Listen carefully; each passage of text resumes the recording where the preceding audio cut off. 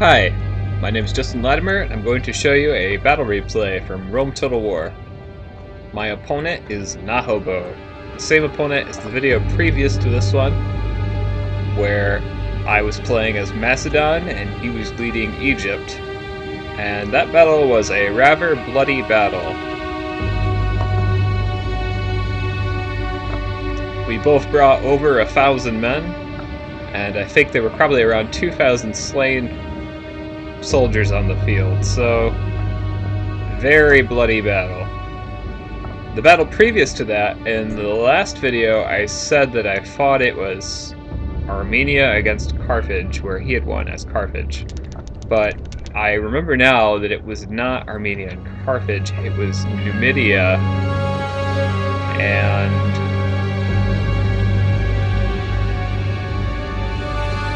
Macedon? Or Numidia and Seleucid, I can't remember. I think it was Numidia and Seleucid. Anyhow, he had won that one, and I won the one previous to this, Macedon against Egypt. So, by this point we had fought 3 battles. He had won one, and I had won the other one. And now this is our 3rd battle. One of the things I've noticed about Thrace is that you can easily outnumber the opponent just by building tons of these phalanx pikemen. I've only brought 4 because I am building a meager phalanx. I am playing against the Germans. They probably won't build a very large phalanx. I've also brought 2 units of Volksmen, and my defensive phalanx pikemen have upgrades, and my Volksmen are fully upgraded because I plan on these guys being tough and able to take down any tough soldier that the Germans bring. I've also brought 4 units of archers, which are fully upgraded, and my cavalry is quite heavily upgraded as well. My Greek cavalry have full upgrades. This is 2 units with my general.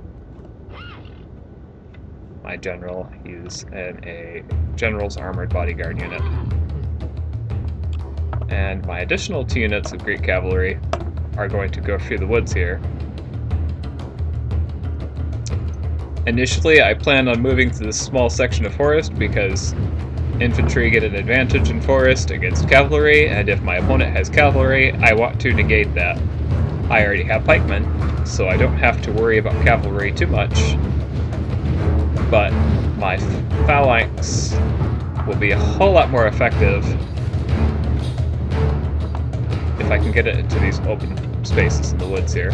And the Volksmen will be devastatingly effective in the woods. Also, the woods will help protect against missile fire, which turns out to be a good idea because my opponent has brought 4 units of Chosen Archer Warband, which have much better range than my units do. And his front lines here, he has 2 units of Spear Warband, and they're intermingled with 2 units of Chosen Axemen. Really good units to grind opponents down. He's also brought 2 units of Berserkers and a unit of War Dogs.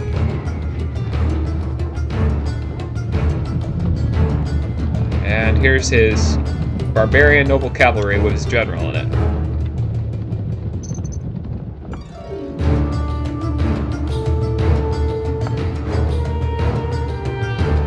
Now, one of the things about his archers is they have much better range than my men do, so I'm already taking casualties to them. I don't want to just sit here and keep getting shot.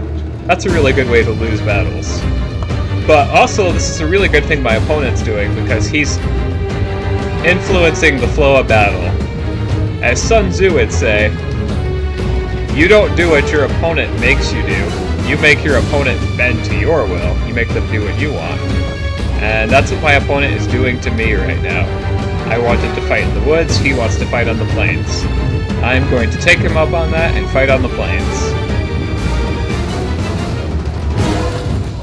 My phalanx pikemen cannot withstand that kind of concentrated barrage. You can see quite a few of them dead if I come up like this. My archers are able to fire from this distance back here. They don't have nearly the range he does, but they are fully upgraded. He's marching his general around this way, and he charges straight at my archers. I try to intercept with my phalanx pikemen, and when they're pinned with my archers, I charge and he pulls them back. So that was a good move on his part. I have my phalanx pikemen engaging the enemy now. My phalanx isn't hitting all at once though. These guys they're not on guard mode because I want them to just keep pushing on. My opponent just pulled some cavalry out of the woods. A good move on his part. I didn't expect that.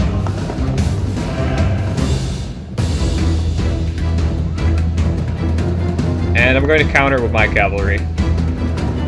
The enemy general is running away. My 2 units of great cavalry has scared off his general. It is beyond belief. And they've done pretty well here in this fight, due to their upgrades.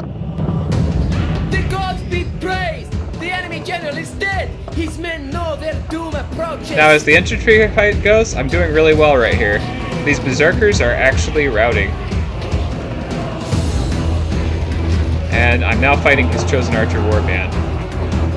These berserkers are doing pretty well, hitting the flanks of my troops here. My falksmen are wrapping around my pikemen to attack the spear warband and the berserkers. I'm rushing my archers up to make sure they'll still be able to fight. And my cavalry are wrapped up in a duel with his barbarian noble cavalry.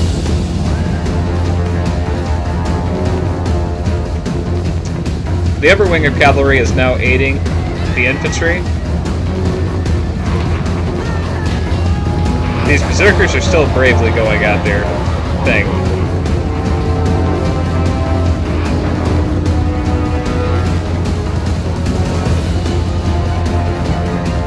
My men are slugging it out with some cavalry here. Not a really good idea for me.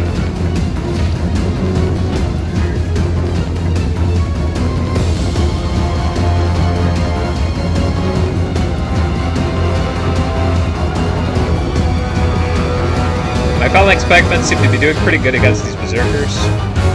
And I'm also going to get a cavalry charge in against them.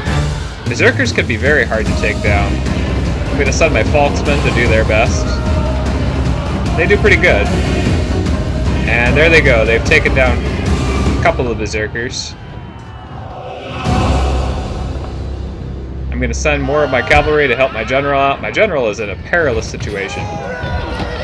He's only got a few bodyguards left. He only has 1 right now. So I got to do my best to keep him alive.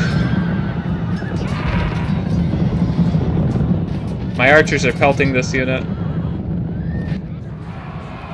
It's the only unit left fighting except for this unit of warhounds. And then further back, there's a unit of chosen archer warband that's still fighting. I'm finally able to fight off this unit. There's my general bravely leading his men.